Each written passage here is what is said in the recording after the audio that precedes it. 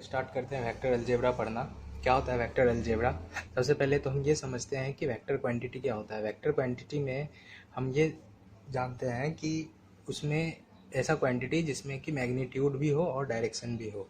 तो vector quantity ऐसे quantity को बोलेंगे जिसमें कि मैग्नीट्यूड भी हो और डायरेक्शन भी हो, ठीक है। लेकिन स्केलर में क्या होता है? स्केलर में सिर्फ और सिर्फ मैग्नीट्यूड होता है। समझ में आ रही है बात? स्केलर में सिर्फ और सिर्फ क्या होता है? मैग्नीट्यूड होता है, ठीक है। तो कैसे, मतलब क्या समझे? डायरेक्शन का मतलब क्या है, मैग्नीट्यूड का मतलब क्या है? तो जैसे कि मान लो एग्जांपल लेते हैं, एक कार वाला एग्जांपल जो मैंने पहले ही बताया था। मान लो एक कार है और वो किसी स्पीड से चल रही है, मान लो 15 मीटर पर सेकेंड। तो अगर इसके पास सिर्फ स्पीड है लेकिन हमें ये नहीं पता कि ये किस डायरेक्शन में जा रही है, ठीक है। तो किसी खास क्वांटिटी से जा रही है लेकिन डायरेक्शन हमें नहीं पता है। तो उस केस में उस क्वांटिटी को जिसमें कि डायरेक्शन नहीं दिया गया है उसको हम बोल देंगे वो है स्केलर। लेकिन जैसे ही हम उसमें डायरेक्शन ऐड कर देते हैं, जैसे कि मान लो हम ये बता देते हैं कि 15 मीटर पर सेकेंड ईस्ट डायरेक्शन में जा रहा है, तो हम बोल दें कि वो वेलोसिटी हो गया। और वेलोसिटी क्या है? एक वेक्टर क्वांटिटी है। तो मैंने ऐसे ही कुछ कुछ एग्जांपल लिख रखा है यहाँ पे, जिससे कि तुमको पता चल जाएगा कि वेक्टर क्वांटिटी क्या होता है, स्केलर क्वांटिटी क्या होता है और दोनों में क्या अंतर होते हैं। जैसे कि मान लो वेट का एग्जांपल ले लेते हैं और मास का एग्जांपल ले लेते हैं, ठीक है। मास क्या है? मास हम सिर्फ ऐसे बोलते हैं कि 70 KG, 80 KG, 60 KG, 40 KG, 25 KG something, ये सारे क्या हो जाते हैं? Scalar quantity. क्यों? क्योंकि मास से हमें किसी डायरेक्शन का पता नहीं है, किसी का मतलब हमें ये ज़रूरत नहीं है इसके डायरेक्शन का मास बताने के लिए। लेकिन अगर हमें वेट बताना हो कि किसी इंसान का या किसी वस्तु का कितना वेट हो रहा है, तो हम ये बोलते हैं कि उस पर कितना ग्रेविटी लग रहा है, उसके मास पे कितना ग्रेविटी या कितना फोर्स लग रहा है। मान लो जैसे एग्जांपल लेते हैं ना अर्थ का ही। अर्थ पे मान लो तुम्हारा वजन 60 केजी है, ठीक है। तो वेट कितना होगा? वेट हो जाएगा जितना इसका मान लो अर्थ पे जो ग्रेविटी है उससे क्या करते हैं हम लोग? मास को मल्टीप्लाई कर देते हैं, ठीक है। ग्रेविटी लगभग 10 मान लेते हैं ना। Gravity of acceleration, mass into acceleration force होता है। तो वेट भी क्या है? एक फोर्स ही है ना। तो फोर्स निकालने के लिए क्या करते हैं हम? फोर्स निकालने के लिए क्या करते हैं? मास इंटू एक्सेलरेशन करते हैं। तो मास हमारा 60 केजी है, एक्सेलरेशन उसमें मल्टीप्लाई कर देंगे तो फोर्स आ जाएगा। तो यानी कि उसको एक डायरेक्शन दे रहे हैं हम, जिससे हमें ये पता चल रहा है कि वो एक वेक्टर क्वांटिटी है। अगर वेट और मास की तुलना करें तो हमें कैसे पता चलेगा कि वेट वेक्टर क्वांटिटी है, मास स्केलर क्वांटिटी है? वो इस तरह से पता चलता है कि वेट में एक डायरेक्शन है, किसी डायरेक्शन की ओर उसमें पुल हो रही है फोर्स के वजह से, एक्सेलरेशन के वजह से वो एक फोर्स जनरेट हो रही है उस बॉडी में। एक्सेलरेशन की वजह से उसमें एक फोर्स जनरेट है, उसी फोर्स को हम लोग वेट बोल रहे हैं और इसका एक फिक्स डायरेक्शन है। लेकिन मास का कोई फिक्स डायरेक्शन नहीं है अनटिल और अनलेस उस पर कोई एक्सेलरेशन ना लग रहा हो। जैसे एक्सेलरेशन लगता है उसका एक डायरेक्शन शुरू हो जाता है कि वो किस डायरेक्शन में जा रहा होगा, समझ रहे हो? या किस डायरेक्शन के टुवार्ड्स उसका इतना वेट हो रहा है। तो इस तरह से हम डिफाइन करते हैं। जिस भी क्वांटिटी में मैग्नीट्यूड के साथ साथ डायरेक्शन मिल जाए वो क्या हो जाता है? वो वेक्टर क्वांटिटी कहला जाता है। समझ में आ गई बातें? तो ये सारे कुछ एग्जांपल है। Distance, money, work, volume, temperature, density, ये सब क्या है? स्केलर क्वांटिटी है। और इधर मैंने कुछ वेक्टर क्वांटिटी के एग्जांपल लिख रखे हैं। चलो आगे बढ़ते हैं और देखते हैं कि वेक्टर में हमें क्या क्या इंपॉर्टेंट चीज़ पढ़ना है। सबसे पहले हम पढ़ेंगे पोजीशन वेक्टर के बारे में। पोजीशन वेक्टर क्या होता है? जैसे मान लो किसी भी कार्टेशियन प्लेन हमने ले लिया, ठीक है, और उसमें हमने एक पॉइंट डाल दिया पी पॉइंट को हम कोई भी कोऑर्डिनेट डाल सकते हैं, एक्स वाई जेड। तीन अगर एक्सिस है हमारे पास, एक्स एक्सिस, वाई एक्सिस और जेड एक्सिस, तो हम ये बता सकते हैं कि इस पी पॉइंट का coordinate X comma Y comma Z है, ठीक है। और अगर ये हमें पता चल गया कि ये इसका कोऑर्डिनेट है, तो हम ये भी बता सकते हैं ना कि भाई इस पॉइंट का, इस ये जो पॉइंट था पी, उसका जो मान लो ओरिजिन से कोई डिस्टेंस होगा, ओपी होगा समथिंग, ठीक है। और ये कोई एंगल भी तो बना रहा होगा, वो उसके बारे में बाद में हम चर्चा करेंगे। पहले हम ये देख लेते हैं कि इसका पोजीशन कैसे डिफाइन करना है, ठीक है। तो ये पोजीशन मान लो होगा, सॉरी, ये कोई डिस्टेंस होगा, ठीक है, जिसको हमने आर माना। समझ लेते हैं कि आर, अगर इसको हमें वेक्टर के फॉर्म में लिखना है तो हम आर वेक्टर लिख देंगे, लेकिन उसके लिए हमें ये शो करना होता है कि किसी खास डायरेक्शन में है, ठीक है। तो कोई भी पॉइंट को, मान लो यहाँ पे भी कोई पॉइंट रह जाता, उसको भी हमें उसका भी पोजीशन बताना होता। तो मैंने ये एक्चुअली पहले भी पढ़ाया है, लेकिन इसमें वेक्टर में पढ़ा रहा हूँ, इसलिए एक बार देख लो। इसमें क्या होता है कि कोई भी पोजीशन पे होता है तो हम उस डिस्टेंस को वेक्टर के फॉर्म में लिख देते हैं। तो ये पता चल जाता है कि वो पॉइंट जो है उसका पोजीशन किसी खास डायरेक्शन में है, और उस डायरेक्शन के वजह से हम उसको एक वेक्टर रिप्रेजेंटेशन दे सकते हैं। लेकिन हमें यही पता करना पड़े कि हाँ भाई, ये जो डिस्टेंस है वो कितना है, इसका कोई कोऑर्डिनेट है, और उस कोऑर्डिनेट के वजह से क्या डिस्टेंस जनरेट हो रहा है, क्या डिस्टेंस है वो पता करने के लिए अगर हम दे दें तो हम एक आसानी से निकाल सकते हैं ये डिस्टेंस क्या है। ये डिस्टेंस वो डिस्टेंस फार्मूला के मदद से आ जाएगा ना, जिसमें कि जो कोऑर्डिनेट्स हैं हमारे एक्स स्क्वायर, वाई स्क्वायर और जेड स्क्वायर, इन तीनों का एडिशन कर देते हैं अंडर द रूट, तो वो क्या हो जाता है, वो टोटल डिस्टेंस बता देगा। यानी कि हमको आर का वैल्यू निकालना होता है, यहाँ पे इस डिस्टेंस का वैल्यू निकालना होता है मान लो, तो हम क्या करते हैं, ये आर है और ये R1 मान लेते हैं। तो अगर ये इस डिस्टेंस का वैल्यू निकालना होता है तो ये सारे कोऑर्डिनेट का हम क्या करते हैं, root under X square plus Y square plus Z square कर देते हैं। तो इससे हमें ये डिस्टेंस पता चल जाता है। अगर तुम देखो, मैं ये इस डिस्टेंस की बात कर रहा हूँ बार बार, ये डिस्टेंस जो है हमें पता चल गया, तो इसका मतलब क्या है, ये जो वेक्टर था, इस वेक्टर का हमें मैग्नीट्यूड पता चल गया। मैग्नीट्यूड है, वही तो डिस्टेंस है इस वेक्टर का, और कोई खास डायरेक्शन है तो डायरेक्शन और मैग्नीट्यूड दोनों मिलके वो वेक्टर बन गया। तो ठीक है, तो हमें इसके डायरेक्शन और मैग्नीट्यूड के बारे में पता ऐसे लगाते हैं किसी भी पोजीशन वेक्टर का। मान लो किसी प्लेन में है तो ठीक है, डिस्टेंस फार्मूला का यूज़ करते हैं, उसका मैग्नीट्यूड पता चल जाता है। समझ गए। आगे अगर कुछ आता है दूसरी बातें वो मैं बताऊंगा। दूसरी बातों में से पहली ये है कि इनके डायरेक्शंस के लिए तुम एंगल भी देखते हो। जैसे कि मान लो कोई, चलो एक कार्टेशियन प्लेन बना लेते हैं, ठीक है, और इस पे एक वेक्टर को मैं ड्रॉ कर देता हूँ। मान लो पी पोजीशन पे है, ओ पोजीशन पे। अब कोई भी एक्सिस के बारे में अगर हम लेते हैं, मान लो एक्स एक्सिस है, वाई एक्सिस है, जेड एक्सिस है, जेड एक्सिस इधर होगा मान लेते हैं, जेड एक्सिस है। तो ये जो पॉइंट था या कोई पॉइंट था, वो जो अगर हम ओ पी को एज ए वेक्टर लिख रहे हैं, ठीक है, उस पोजीशन वेक्टर को रिप्रेजेंट करने के लिए, तो अगर मैं बोलूँ कि एक्स एक्सिस पे जो आना है, एक्स एक्सिस पे वो क्या होगा, मतलब उसका एंगल एक्स एक्सिस से ओपी का, इस वेक्टर का जो एंगल है वो मान लेते हैं अल्फ़ा है या थीटा, कुछ भी मान सकते हैं, पॉजिटिव डायरेक्शन में। वाई से मान लो इसका मान लेते हैं बीटा, मान लेते हैं इसका गामा, मान लेते हैं जेड एक्सिस से पी ओपी का, ठीक है। तो उस तरह हम इसका सारा एंगल निकाल सकते हैं। जैसे कॉस अल्फ़ा का वैल्यू निकाल सकते हैं ना यहाँ से, जैसे लिखेंगे कॉस अल्फ़ा इक्वल टू क्या होगा, सोका टोवा होता है ना, वो डायरेक्शन वाला पढ़ा था ना हमने 10th क्लास में, उसका यूज करके। तो कॉस के लिए क्या होता है, एडजेसेंट साइड एंड हाइपोटेनस। तो ठीक है, मान लो एक परपेंडिकुलर यहाँ ड्रॉ कर देते हैं। तो इस एंगल के लिए ये मान लो अल्फ़ा है, इस एंगल के लिए मुझे निकालना है, तो एडजेसेंट साइड और हाइपोटेनस है ना, ऐसा होता है ना।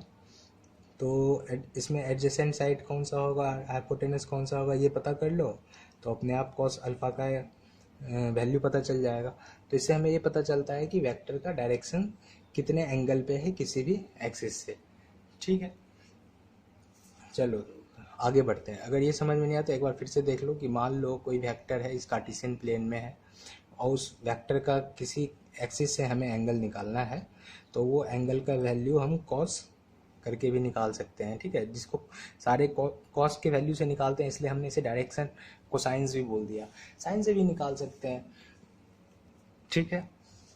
चलो आगे बढ़ते हैं, देखते हैं टाइप्स ऑफ वेक्टर कैसे कैसे होते हैं। टाइप्स ऑफ वेक्टर में क्या होता है, पहला वेक्टर होता है जीरो वेक्टर। जीरो वेक्टर क्या होता है, इसको नल वेक्टर बोलते हैं, इसका ना कोई डायरेक्शन नहीं होता, आर्बिट्रेरी डायरेक्शन बोलते हैं। कैसे पता चलता है कि इसमें कोई डायरेक्शन नहीं है या ये जीरो वेक्टर है, मान लो ये कैसे पॉसिबल हो सकता है, ये इस तरह से कैसे पॉसिबल हो सकता है। मान लो एक पॉइंट है, ठीक है, और इस पॉइंट पे चारों तरफ से फोर्स लग रहा है। कैसे?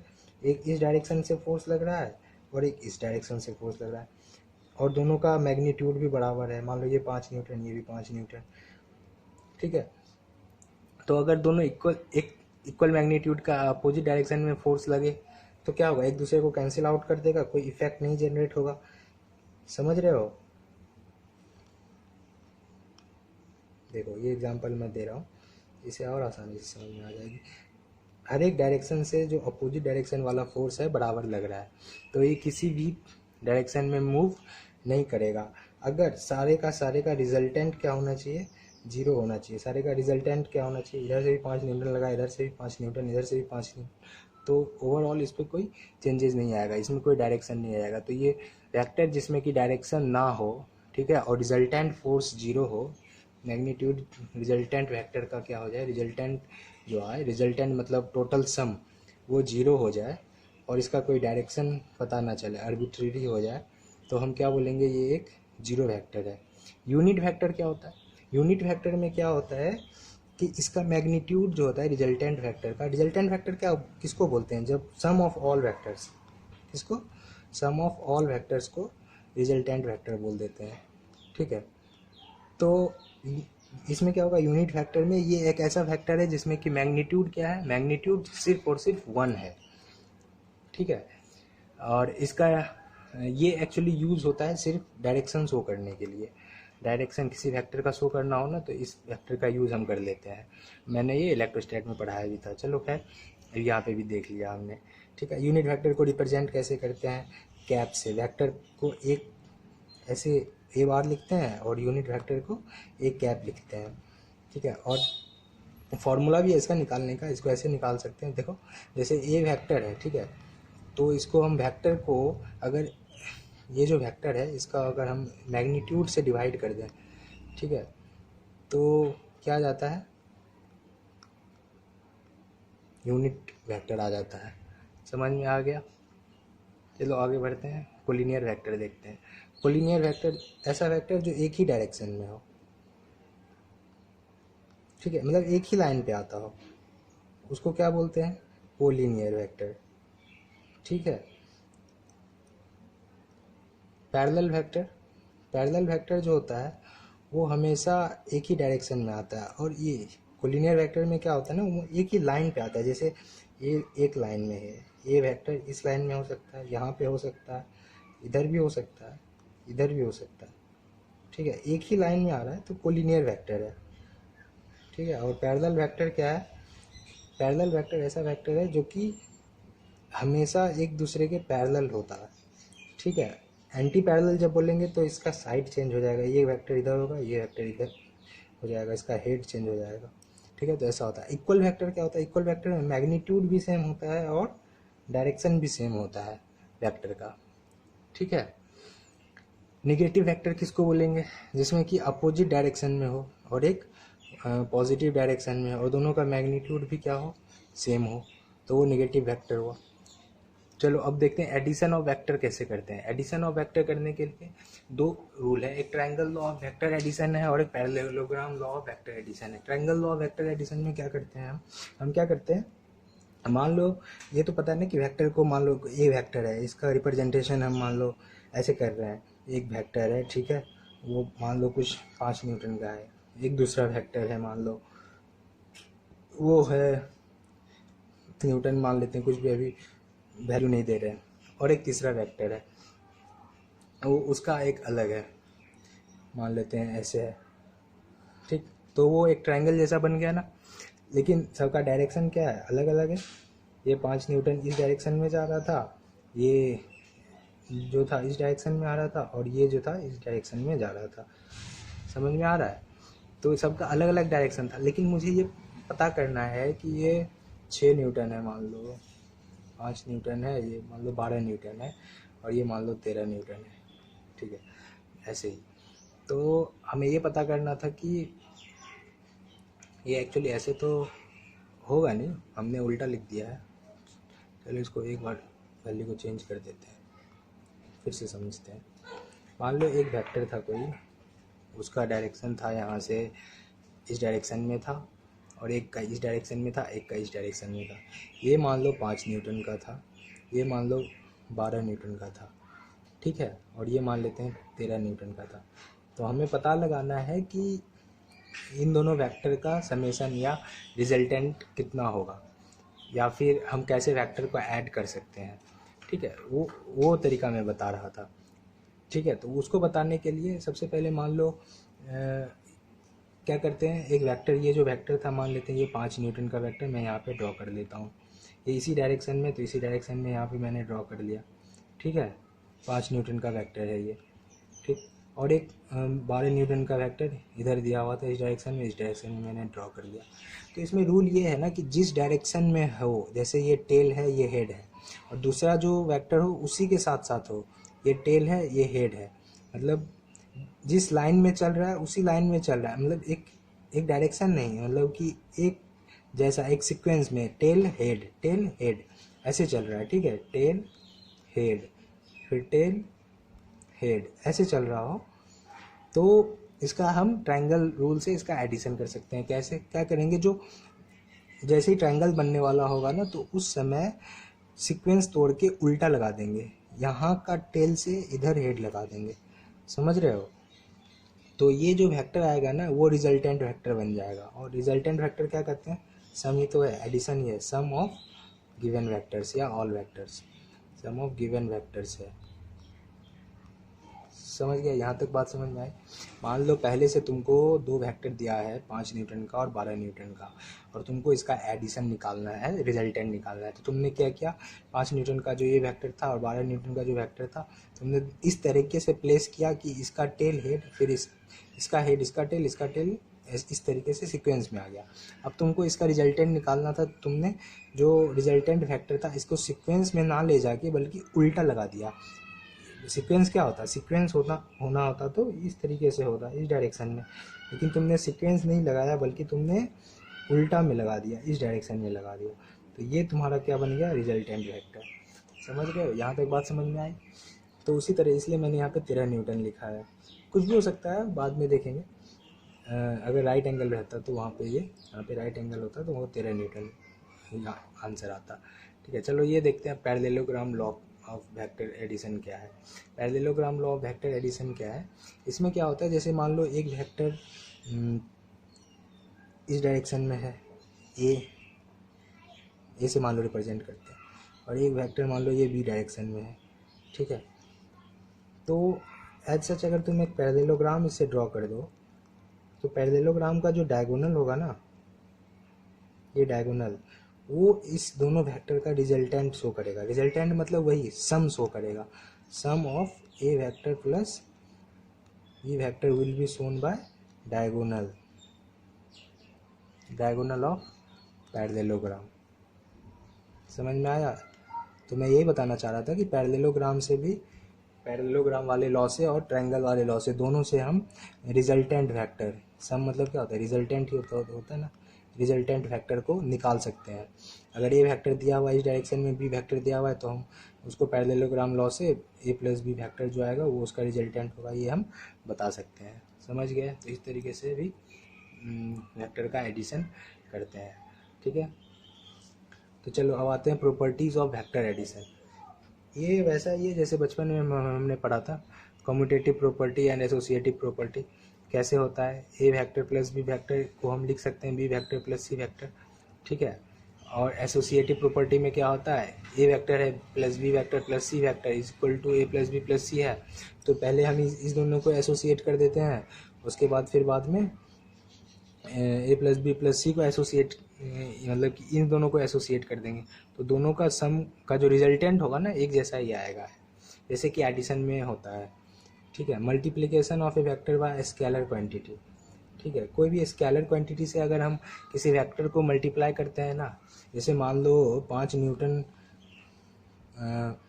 का एक फोर्स है, ठीक है, 5 न्यूटन का जो फोर्स है, हम उसमें क्या करते हैं, मल्टीप्लाई कर देते हैं, मान लो कोई स्केलर क्वांटिटी जैसे कि मान लो कितना, इसको हमको बढ़ाना है, जैसे मतलब 10 मल्टीप्लाई कर दिया हमने इसमें, 10 क्या है, एक स्केलर क्वांटिटी है, और 5 न्यूटन ईस्ट जो है मान लो ईस्ट में लग रहा है, तो वो क्या है, एक वेक्टर क्वांटिटी है।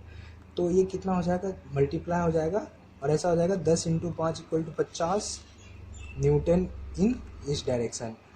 मतलब अगर हम उसमें 10 मल्टीप्लाई करते हैं ना तो वेक्टर का मैग्नीट्यूड बढ़ जाता है, ठीक है, लेकिन डायरेक्शन जो है, डायरेक्शन सेम रहता है, डायरेक्शन जो था वही रहेगा, मैग्नीट्यूड बस चेंज हो गया। समझ रहे हो, 5 न्यूटन था से 50 न्यूटन हो गया। तो इस तरीके से चेंज होता है। चलो अब देखते हैं कंपोनेंट्स ऑफ वेक्टर, कैसे हम वेक्टर को अलग अलग कंपोनेंट में लिख सकते हैं। ये बहुत इंपॉर्टेंट टॉपिक है और ये समझना सबसे ज़्यादा इंपॉर्टेंट है, इसलिए मैं बाकी चीज़ों को थोड़ा स्पीड में बताया, इसको थोड़ा स्लो बताऊंगा, ठीक है। ये बहुत इंपॉर्टेंट पॉइंट है। तो इसको सबसे पहले ठीक से समझने के लिए हम क्या करते हैं, हम एक कार्टेशियन प्लेन ड्रॉ कर रहे हैं।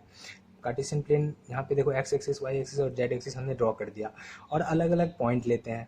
मान लो एक पॉइंट के लिए, ए के लिए लेते हैं 1 0 0, तो 1 मान लो यहाँ पे एक्स एक्सिस पे आया है, इस पॉइंट पे आया मान लो। और बी के लिए 0 1 0 1 मान लो हम लोग जो लेते हैं वो आता है वाई एक्सिस पे, सॉरी यहाँ पे आता है, ठीक है। और जो सी हमने लिया मान लो 0 0 1 लिया था, ठीक है, तो वो जेड पे आता है, यहाँ पे आता है, ठीक है। तो हम ये इसे क्या देखते हैं, ये पॉइंट मान लो ओ था, ठीक है, बाकी ए था, एक बी था और एक सी था।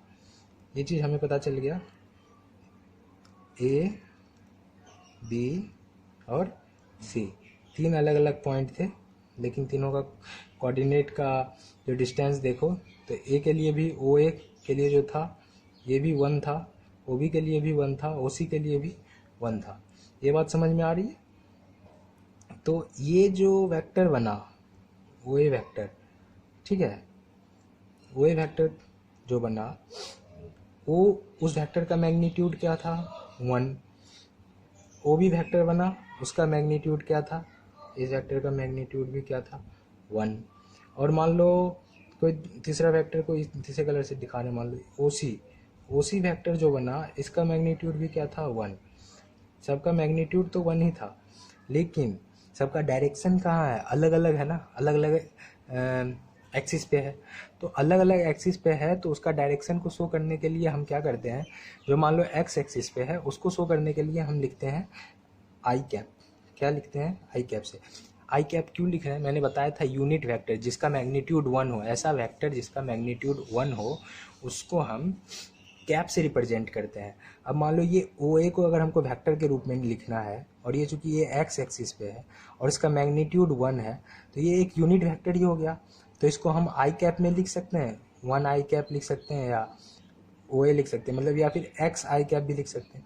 चूंकि ये इसका मैग्नीट्यूड 1 है तो हम यहाँ पे कुछ नहीं लिखें, सिर्फ 1 लिखें या सिर्फ कुछ नहीं लिखें, आई कैप ही लिखें तो चलेगा, है ना। तो ये आई कैप हो गया।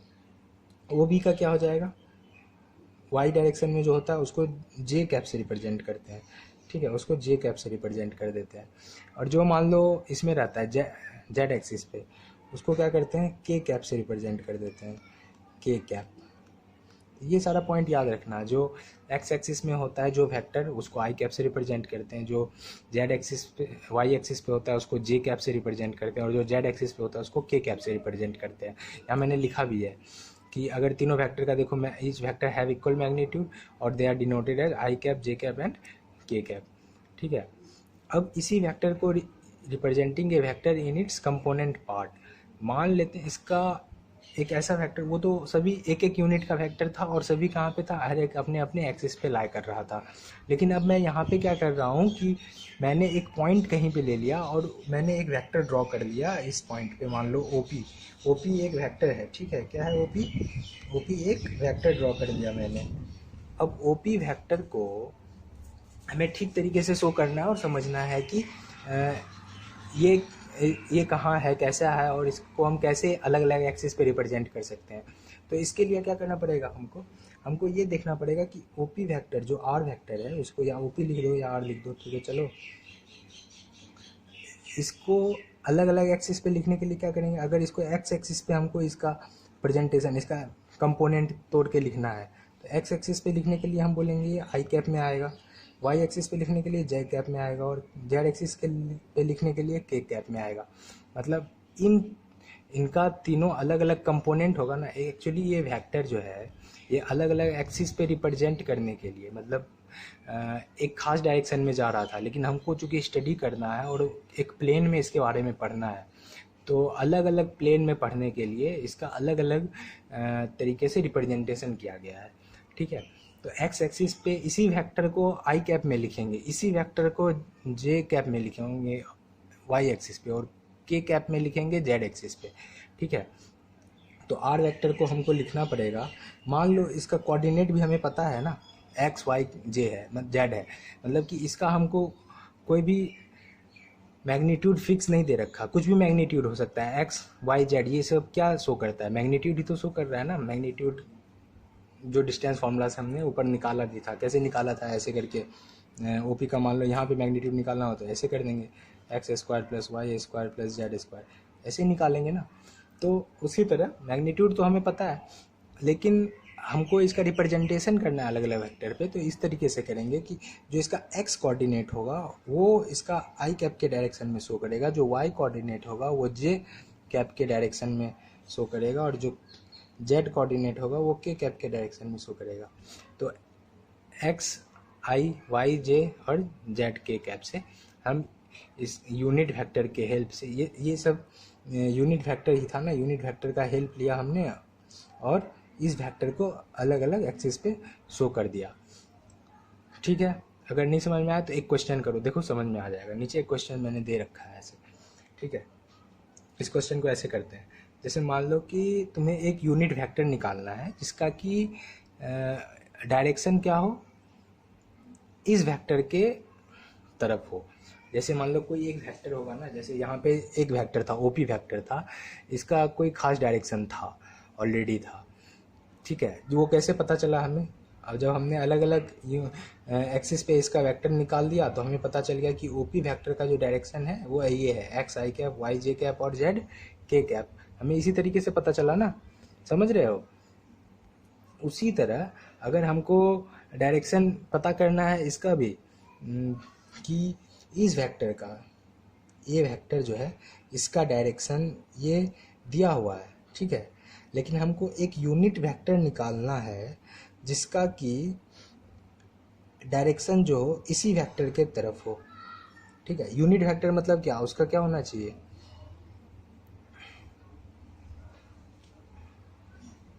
मैग्नीट्यूड।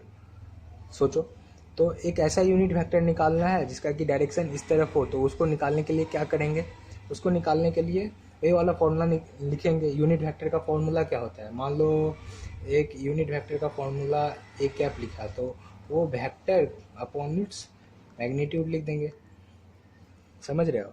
और मैग्नीट्यूड निकालने के लिए हम क्या करते हैं, मैग्नीट्यूड निकालने के लिए हम क्या करते हैं, देखो ये हिंट भी दे रखा है। मैग्नीट्यूड निकालने के लिए जो भी इसका कोऑर्डिनेट था एक्स वाई जे, उसका हम स्क्वायर रूट ले लेते हैं एडिशन करके। तो क्या हो जाता है, मान लो मैग्नीट्यूड निकालने के लिए हम ये पॉइंट ले रहे हैं, 2 का स्क्वायर कर दे रहे हैं, 3 का स्क्वायर कर दे रहे हैं और 1 का स्क्वायर कर दे रहे हैं, तो क्या आंसर आ जाएगा, ये रूट 14 हो जाएगा। कैसे, 2 दूनी 4, 3 तिहाई 9, 9 4 13 1 14, रूट 14 हो गया। तो ए वेक्टर जो था उसको अगर हम मैग्नीट्यूड से डिवाइड करते हैं तो ए कैप आ जाता है, मतलब कि उसका डायरेक्शन एक ऐसा वेक्टर मिल जाता है जो कि उसी डायरेक्शन में जा रहा हो। ठीक है, तो चलो निकालते हैं कैसे आएगा। हमको मैग्नीट्यूड तो मिल गया, ठीक। अब इसी वेक्टर को इसके मैग्नीट्यूड से अगर हम डिवाइड कर देते हैं तो हमको एक ऐसा यूनिट वेक्टर मिलता है जो इसी डायरेक्शन में है। ये बात समझ में आ रही है, अब थोड़ी थोड़ी तो आ रही होगी। ये जो वेक्टर है 2i कैप 3j कैप और k कैप, ये जो वेक्टर था इस वेक्टर को हमने डिवाइड कर दिया इसके मैग्नीट्यूड से। जैसे ही ये हमने ऐसा काम किया हमको क्या मिल गया, एक यूनिट वेक्टर मिल गया जो इसी वेक्टर के डायरेक्शन में था। ठीक है, तो इसको ऐसे भी लिख सकते हैं या फिर ऐसे भी लिख सकते हैं, 2/√14 आई कैप प्लस 3/√14 जे कैप प्लस 1/√14 के कैप। ये क्या है, एक ऐसा यूनिट वेक्टर है जो इसके डायरेक्शन में जा रहा है, समझ गए। चलो नेक्स्ट आगे देखते हैं। अब मान लेते हैं दो वेक्टर है जो ज्वाइन कर रहा है दो पॉइंट्स को, एक वेक्टर है सॉरी जो दो पॉइंट को ज्वाइन कर रहा है। इलेक्ट्रोस्टैटिक में इस तरह का रिप्रेजेंटेशन शो करना होता है। जैसे मान लो एक P1 पॉइंट है, एक P2 पॉइंट है, ठीक है। इस दोनों पॉइंट पे हमें क्या कर रहा है, शो करना है एक वेक्टर जो इन दोनों को कनेक्ट कर रहा हो। P पॉइंट को ध्यान से देखो, P पॉइंट से क्या पता चल रहा है, इसका कोऑर्डिनेट x1 y1 z1 है। और P2 पॉइंट को देखो, P2 पॉइंट में x2 y2 z2 है, ठीक है। तो दो वेक्टर हैं, दोनों का अलग अलग कोऑर्डिनेट्स है। अब मतलब पहला पोजीशन P, दो पोजीशन है, दोनों का अलग अलग कोऑर्डिनेट है। तो अगर यहाँ पे मान लो तुम O मान लेते हो, ठीक है, तो OP1 क्या हो जाता है, एक पोजीशन हो जाता है, एक पोजीशन वेक्टर हो जाता है। वो OP2 क्या हो जाता है, एक दूसरा पोजीशन वेक्टर हो जाता है। और P1 से P2 अगर जा रहे हैं तो वो तीसरा पोजीशन वेक्टर हो जाता है। लेकिन अगर दो पोजीशन को जोड़ रहा है कोई वेक्टर, ठीक है, तो हम बोल सकते हैं वो वेक्टर ज्वाइनिंग टू पॉइंट्स और टू पोजीशन, ठीक है। तो उसको रिप्रेजेंट करने के लिए मैंने यहाँ पे जो तरीका लिया है वो इस तरीके से, ध्यान से देखो ये क्या है। ए मान लो OP1 को मैंने B वेक्टर दिया है और OPT को A वेक्टर से रिप्रेजेंट किया, और P1 और P2 को C वेक्टर से रिप्रेजेंट किया। जो वेक्टर इन दोनों को ज्वाइन कर रहे हैं उसको C वेक्टर लिखा है, जो O और P1 को ज्वाइन कर रहे हैं उसको B वेक्टर लिखा है, जो O और P2 को ज्वाइन कर रहे हैं उसको A वेक्टर लिखा है, ठीक है। तो अगर तुम वेक्टर लॉ का एडिशन देखो, दो वेक्टर तुम्हें मान लो दिया हुआ होता है, जैसे एक वेक्टर दिया हुआ है और एक दूसरा वेक्टर दिया हुआ है, तो इन दोनों का एडिशन करना हो तो तुम क्या करते हो, या तो तुम जिस सीक्वेंस में जा रहा था उसी सीक्वेंस के अपोजिट एक ड्रॉ कर देते हो, या फिर अगर इनका सीक्वेंस अलग अलग है तो एक ऐसा वेक्टर ड्रॉ करते हो जिसमें से किसी एक का सीक्वेंस के बराबर हो जाए, ठीक है। तो चलो मान लो ये एक वेक्टर था, इसी के अलोंग एक ड्रॉ कर देते हैं, ठीक है। जैसे ही मैंने इसके सीक्वेंस में एक ड्रॉ किया तो जो ये वाला वेक्टर है ये इन दोनों का रिजल्टेंट हो जाएगा। क्यों, क्योंकि ये जो है इन दोनों के सीक्वेंस से अपोजिट पर जा रहा है। तो हम ये बोल सकते हैं कि ए वेक्टर प्लस सी वेक्टर जो होगा वो बी वेक्टर उसका रिजल्टेंट हो जाएगा, इन दोनों का एडिशन हो जाएगा। उसी तरह यहाँ पे देखो बी वेक्टर इस डायरेक्शन में है, ए वेक्टर भी इस डायरेक्शन में है, और सी वेक्टर हमको P1 से P2 की ओर चाहिए था। यानी कि बी वेक्टर और सी वेक्टर इन दोनों का सीक्वेंस क्या है, एक है, इन दोनों का सीक्वेंस एक है। तो ये क्या हो जाएगा, ए वेक्टर इन दोनों का रिजल्टेंट हो जाएगा, मतलब इन दोनों को अगर जोड़ेंगे तो ए इसका रिजल्टेंट हो जाएगा, ठीक है। तो यहाँ पे देखो B vector plus C vector is equal to क्या हो गया, ए वेक्टर। तो सी वेक्टर यहाँ पे रखेंगे, बी को इधर ले जाएंगे तो क्या हो जाएगा, ए वेक्टर माइनस बी वेक्टर, ठीक है। अब ये जैसे हुआ तो हमने ये सी वेक्टर को रिप्रेजेंट कैसे किया था, x2 i cap, y2 j cap, z2 k cap, ठीक है। सॉरी मतलब सी वेक्टर जो आया है उसको ए वेक्टर माइनस बी वेक्टर लिखते हैं ना। तो ए वेक्टर का जो रिप्रेजेंटेशन था यहाँ पे, ए वेक्टर क्या था, ये वाला था, है ना। तो इसका रिप्रेजेंटेशन अगर तुमको करना होता OP2 का तो तुम क्या लिखते, जो कोऑर्डिनेट होता है उसका तीनों का अलग अलग आई कैप जे कैप और के कैप अलग अलग डायरेक्शन में दे देते तो ये पूरा वेक्टर रिप्रेजेंट हो जाता। कोऑर्डिनेट था ही, डायरेक्शन डाल दिया, बस वो वेक्टर बन गया। तो OP2 को रिप्रेजेंट करना होता है एज ए वेक्टर फॉर्म, तो तुम क्या करते, x2 i cap, y2 j cap, z2 k cap कर देते। उसी तरह P1 को रिप्रेजेंट कर दिया मैंने, ये तीनों का कोऑर्डिनेट दिया हुआ था, x1 i cap, y1 j cap, z1 k cap, तीनों का रिप्रेजेंटेशन हो गया। जैसे ही हमने इस तीनों कोऑर्डिनेट में आई जे के लगा दिया तो इस वेक्टर का भी रिप्रेजेंटेशन हो गया, इस वेक्टर का भी रिप्रेजेंटेशन हो गया। तो इन जैसे ही इस वेक्टर का रिप्रेजेंटेशन हुआ और फार्मूला से हमने देखा कि सी वेक्टर इक्वल्स टू जो है वो आया है a vector minus B vector. ये जो सी वेक्टर है ये इक्वल्स टू आया है a vector minus B vector. तो ए वेक्टर को हमको लिखना आ गया है, इसका कोऑर्डिनेट और आई जे के, इसका कोऑर्डिनेट, और बी वेक्टर को इसका कोऑर्डिनेट और आई जे के। तो यहाँ पे मैंने लिख दिया और दोनों को फॉर्मूला से आया, ये माइनस करना है। तो जैसे ही माइनस किया तो सी वेक्टर अपने आप आ गया, सी वेक्टर आ गया। तो उसका मैग्नीट्यूड निकालना है। तो मैग्नीट्यूड भाई कैसे होता है, जो भी कोऑर्डिनेट आता है उस कोऑर्डिनेट को हम क्या करते हैं, जो भी कोऑर्डिनेट आता है उस कोऑर्डिनेट का स्क्वायर रूट ले लेते हैं एडिशन करके।